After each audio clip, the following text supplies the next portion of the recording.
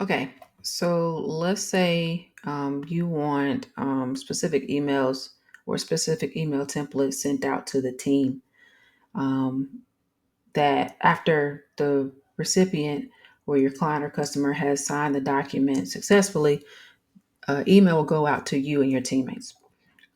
So at the top here, we have the override sender details. So you can toggle this on or off if you want to. You can leave it as is. It'll just send out the default. But if you toggle it on, you can just change the name and then the associated email for them as well. Here too. You can put the name and then you can put the email in here. I'm gonna toggle that off to keep that as a default.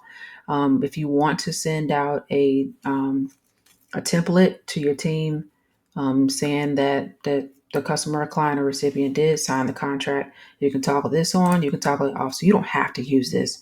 But if you want to, you toggle this back on, and then you click on the email template that's associated with your team.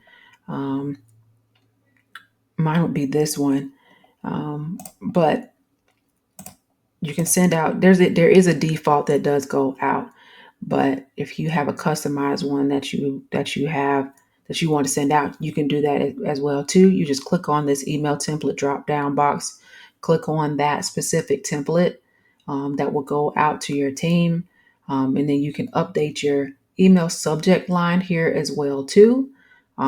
Change the custom values like we've gone over before. You know, with customizing the actual updated value that'll input on its own automatically.